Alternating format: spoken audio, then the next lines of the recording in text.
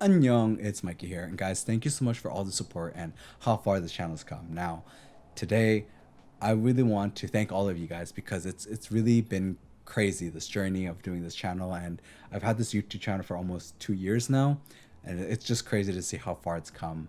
And I thank you guys all, like, because I couldn't have gotten here without you guys. Now, I do want to hear from you guys in the comments, like things that you'd maybe like me to do or things you'd like me to try in this channel. And I will make, sure to try things out. Like I want to add new things, do new things, do different reviews. So let me know down below and I'll definitely take a look and see what I can do. Now I do have something planned for this week, which is going to be more of like an 1 hour ASMR of my best keyboards. So stay tuned for that. But today I want to thank Velocifier for sending me out the Lucky 65. Now the Zen 65 launches the day of this posting of this video. We're gonna have to see how this compares to that and see which 65% is best for you, because I've tried quite a bit now, and see if you should actually go for that Kickstarter or go for a different board. So please make sure to like and subscribe, and let's get straight into the unboxing. So starting off with the unboxing of the Lucky65 V2. Thank you again, Velocifier, for sending me this out. Now, as we can see, first thing off, the box is actually a really decent box. Once you get the accessories out, you see that the cable though is very basic, and so is the switch puller and keycap puller. One thing I also noticed is that there is no extra switches. Quite unfortunate that they didn't provide that. Honestly, I think it would have been better if they did. Now, the board itself is actually quite cute. This is the only pre-built version they had, so this is the one I had to get. But I gotta admit, the design is quite cute. On the back is the USB dongle holder, which is awesome, with magnetic, and this thing is also a quick release board, so definitely a good competitor to the Zen65. Now, of course, we're gonna have to weigh the board before we go into sound tests, and this thing weighs a total of 1.35.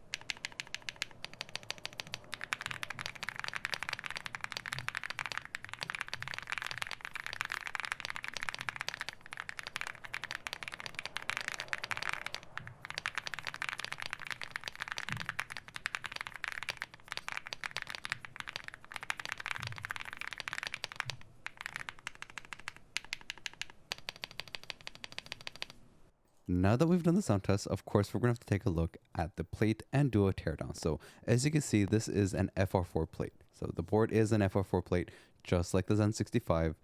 And as you can see, this thing is flex cut. Now, honestly, I'm not a huge fan of flex cut nowadays. I feel like it's just been overdone, and I wish we would actually see some more different types of boards out there. It'd be really nice to see something different. Now, this is a quick release board, so very easy to do the teardown. I love doing quick release boards because I don't have to worry about breaking something, and it's really easy to take apart. Now, this thing also has a flex cut PCB. As you can see on the back, it is cut, and they're both gonna be cut, plate and PCB. Now, the stabilizers is a plate mounted stabilizer, and as you can see, it does come pre-lubed. Now, I'm not sure if the camera's really catching it properly, but it is coming pre-lubed. Though one thing I did notice during the sound test was that it did have a little bit of tinging on the spacebar section. Now, as you can see, it is gasket mounted. You get the socks that is going to be helping with the dampening, where it's going to mount inside the board. Now, the plate is supposed to be 1.2 millimeters, and so is the same thing for the PCB. Now, of course, we're going to have to take a look inside of this board to see what we're getting. Now, as you see, the foams, you get two different ones. So you get the bottom and you get one for the back of the PCB. Now, of course, we're going to have to open this up because there's a lot of screws and we want to see the battery and see if there's anything else that's underneath that we can take a look at. Now, once we get all the screws out, we just have to pull on the metal plate on the back and it'll actually just come off. So it's actually really well cut so that it's perfectly fit in there. Now, taking a look at the battery, we're looking at a 3750 milliamp hour battery, which honestly is really more than enough. You're going to get at least about a week and a half to maybe 2 weeks of battery life, depending on your usage, of course, and depending on like the RGB settings and everything like that. Now, and of course, we're gonna have to put the screws all in, put everything back together, which the back plate really easily fit right in. And then we're gonna do a no foam sound test.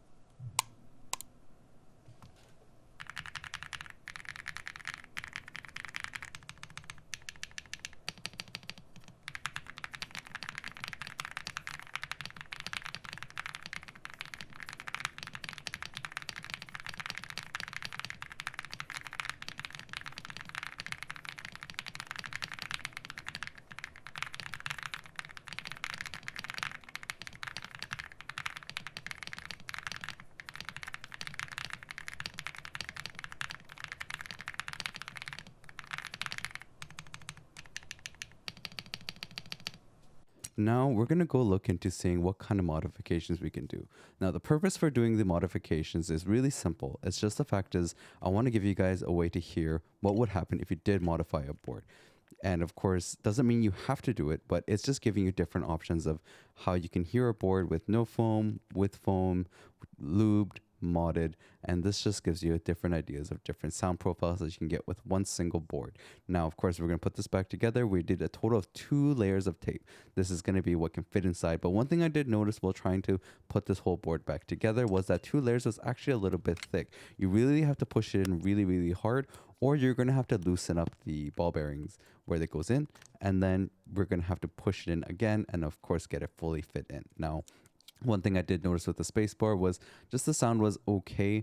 It felt like it was decent in terms of the sound wise, but I did want to add a bit of tape. Maybe even 2 layers of tape would help with this board. And of course, because of the tinging that I was talking about earlier, I'm going to add a little bit of extra lube inside of the stabilizers for the spacebar. I didn't hear tinging on the other ones, but specifically the spacebar I did. So I'm just going to grab my syringe and add it in, and then of course give you guys a sound test.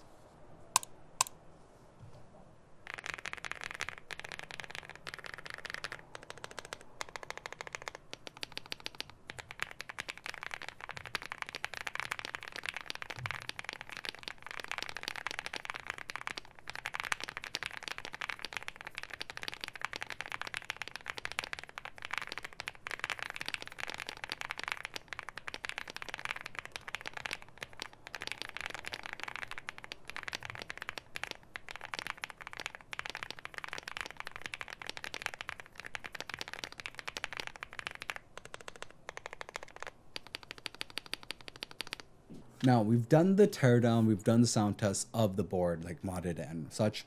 I would say modding this board is probably not needed. These switches that actually come in this one, like pre-done, is really nice. It's really creamy sounding. Honestly, I was quite surprised of how creamy sounding this is.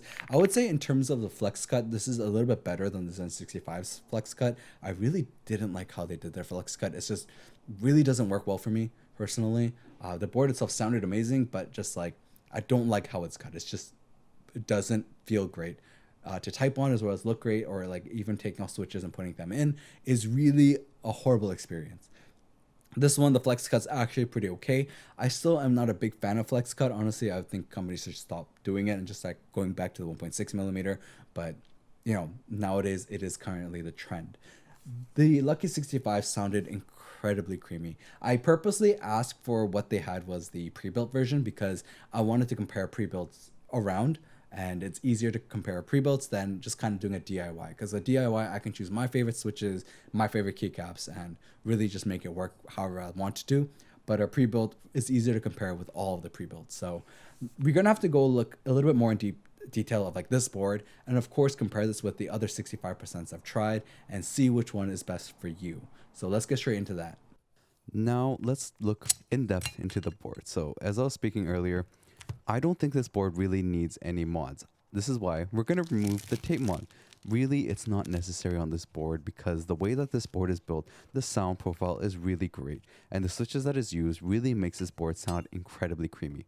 I would say it's been a while since I had a really creamy board. Now, one thing I forgot to do earlier during the teardown was measure the edges. So we're looking at the top casing to be about 2.2 millimeters on the top and bottom. And on the sides, it's going to be going around the 3.8, 3.9, maybe even 4 millimeters. Unfortunately, the tool that I use isn't the most accurate. I'm going to be honest about that.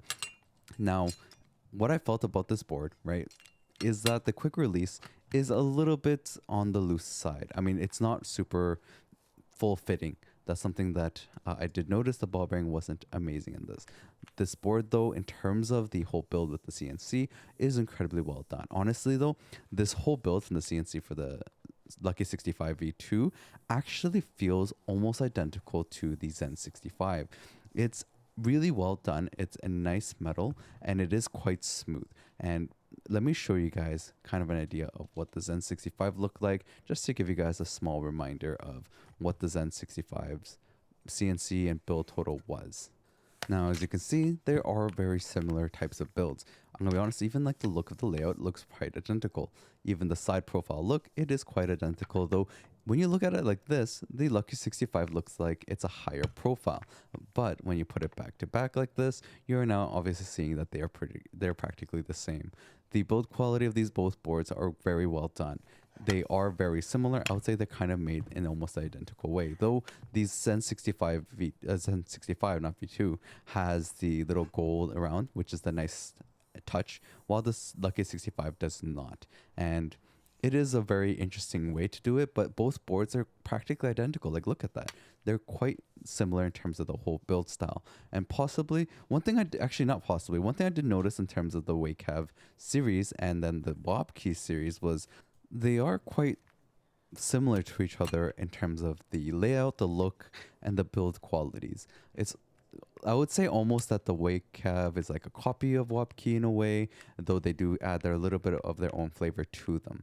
Now, as you can see here, this board has the wireless switch underneath the tab, so that is going to be unfortunately annoying, but one thing nice about quick release boards is the fact is you can just remove it and then remove the keycap pretty easily without even having a keycap puller. Now, the board itself, using it in the office space, is really great. It is super muted, so you're not going to have a loud board inside the office. That's something that I noticed personally, and for gaming as well, it worked really, really well. This board does sound really nice, and in terms of satisfaction, though, in terms of typing, it's not really as satisfying. There is this little bit of a weird bottoming out feel on these switches, so keep that in mind for yourselves, that these coconut switches has a weird bottoming out sound. Now, one thing we're going to do is take a more of a deep look into the actual switches of this board, which is the KTT coconut switches. So let me quickly remove one of the keycaps, get the switch out, and show you guys what you're getting. So this is the KTT coconut. It is a white colored switch, or beige colored ish. Right. In terms of the the switch itself, it is a linear switch. We are looking at not your regular switch in terms of the sides. It has the latches instead of the usual where you can use like a switch opener to open.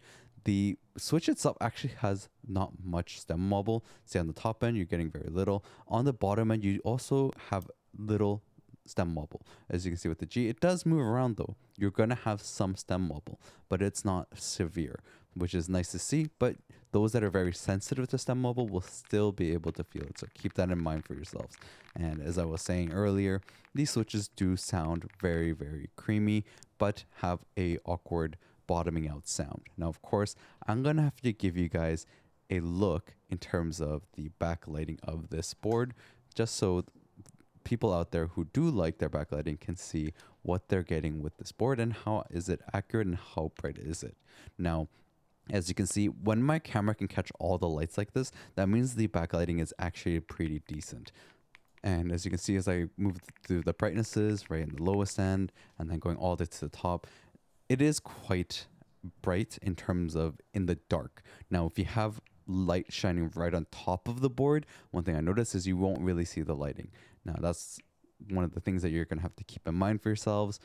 I think it's due to how the switch is, the KTT switch. It does have a little bit of this like muting in terms of the switch, but the board itself does have a good brightness and it does have many different colors, as you can see.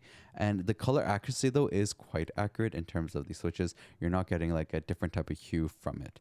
Now, I do think that this board has decent backlighting, but I wouldn't say the best backlighting out of all the different boards. We're going to take a look a bit later. But of course, now let's go look at the software and the website. So right away, going on to Velocifier's website, the Lucky65 V2, the pink is the only pre-built, and then you can see that they have different versions of the board you can get in different colors, but those are DIY kits only. This is the only pre-built color they have on the website. Now, of course, this is from Weikav, and it is a aluminum CNC build.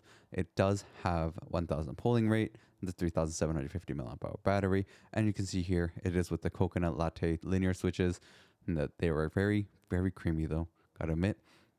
And you do have DISA PBT keycaps, like cherry profile keycaps, and these are the different things that you can see in this board. So it does have the ball catch structure, and it is hot swappable. It does have many layers of foam too in terms of sound dampening. You do have multiple colors you can get, and you have the tri-mode, right? Bluetooth, USB dongle, and the best thing, it is VIA support, which I love about Weikav. They do have VIA support on all of their boards instead of using a different type of software, which is super nice to see. And I think more and more companies are actually leaning towards instead of that really mediocre software they had. Now, of course, you can click on their files section, and it will lead you to Velocifier's Google Drive, where you can actually see the different files you can download. You can download the QMK toolbox or just download the JSON file. Once you download the JSON file, open your VIA and then go into design tab, and then you're going to load it in. One thing I actually noticed while trying to load it in, because it wasn't loading, is I tried to usually reload it and usually it works, but it wasn't. I realized that I actually had it in wireless mode instead of wired mode. So keep in mind, you have to put your board in wired mode to make it work. If you don't, it will not actually show up on VIA. It will only work in wired mode. So keep that in mind. You just have to clear it when you have this. Go into designer tab again, reload it, and you should be able to get your actual board. Now, I do find it interesting how in terms of the layout, it does have the volume knob, but the board itself doesn't actually have one. I do really appreciate VIA as a whole. I think VIA is an incredible software that really is open source and allows for a lot of customizations, and really it is in a way a bit confusing to use, but once you get used to it, it is a super simple software. You can actually do a lot of different customizations in it. One thing I would love to see in the future, though, is to be able to see the different lightings that you're actually adding onto the board on the software. But this one, you can't see it. You actually have to look at the board when you make those changes, and then you can see it. Now, of course, going into Keyboard Inspector, we're going to test to see, is it getting 1000 polling rate? Of course, this isn't the perfect testing, but this is what I'm able to do. And as you can see, we are getting 1000 polling rate, which means it's perfect for gaming, not maybe in the competitive scenes, but it's enough for you on a daily basis. Now, of course, we took a look at the website and stuff. We should really go in a little bit more depth comparing the specific board with the other boards out there that I have tried, because you must be curious, what is the best to get? So starting off with the Epplemaker P65 at 120 USD. From what I've heard, the Zen65 base model will be at 89, so about 90 USD.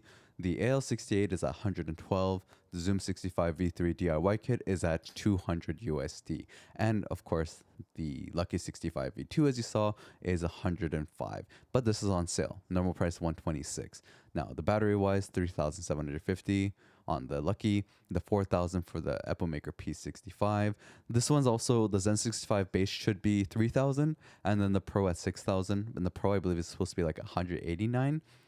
The AL68 is actually the largest for the price at 6,000 milliamp hour battery. All of these boards, by the way, are going to be VIA supported. So you see 6,000. The Zoom 65 V3 should give you two batteries, a total of 8,000 milliamp hour batteries. So you're getting the most amount of batteries from the Zoom 65 V3. Keep that in mind, though it's going to be the most pricey, right? Like 200 USD, you're still looking at about $10 more than the Zen65, and the Zen65 is pre-built while the Zoom is actually going to be a DIY kit. The L68 is actually the best in terms of all around when you consider it, right? You get really amazing switches. I would say the Gateron Zero switch is probably the best in it, and it's 112 with 6,000 milliamp hour batteries. So the most amount of batteries when you compare it with, say, the Zen65 V, like the Pro version. The P65, decent with the battery wise, in terms of the price too, but it is a little bit pricier when you compare the three or like the other four in total, because of, like the battery size and what you're getting. It's not a quick release board. The AL68 also is not a quick release board. The Zoom 65 is a quick release board though, and you do get a lot of different choices. You actually can get one that's non-flex cut, 1.6 millimeters. The P65, by the way, is not flex cut either. The AL68 is flex cut.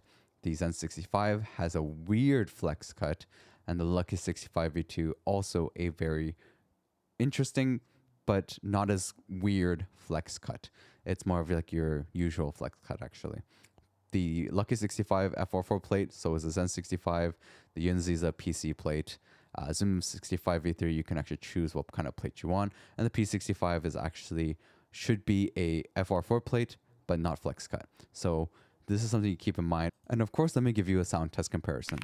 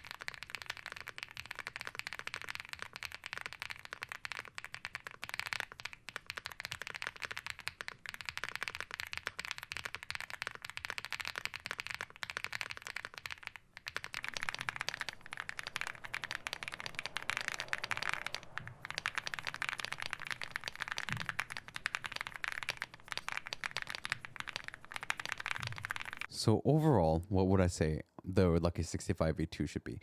It is a good board when you consider the price at 105, and I'm sure out there you can find it for even cheaper when it goes on sale at different websites for maybe different colors. I think this color is nicely done.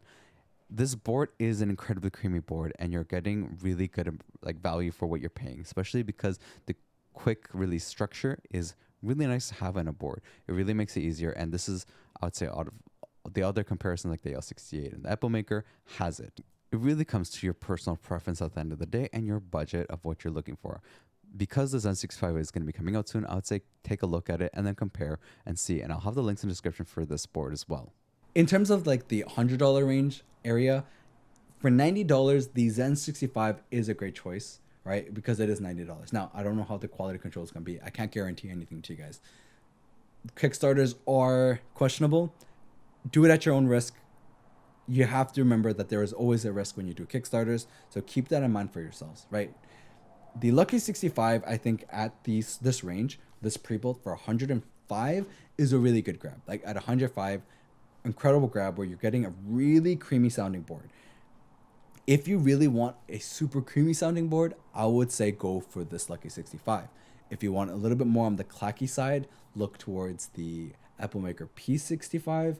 And if you want a Thok board, like a deeper Thok, go with the Zen65. You're going to have different choices between all of them. I would say those are the ways that I would kind of rank them to see like what your preferences are. Because at the end of the day, all the boards are done pretty well. Like how they're built, the quality of the boards is great. It comes down to personal preference and the type of sound you're wanting. And I would say the Wobkey sound profile is more of a Thok profile. This one is a really nice creamy profile. The PS65 is a little bit more towards the clacky profile. The AL68 actually does provide all three options. I would say though that the Gateron Zero switches is going to be your best bet. And that one is right in between like a creamy Thok sound. This one is just pure creamy. So take a look at all of the boards. I'll have videos of all of them, right? Different reviews. You should go check them out. I'll have actually the videos up here for you guys. And please go check out the other videos I got. And I'll catch you guys next time.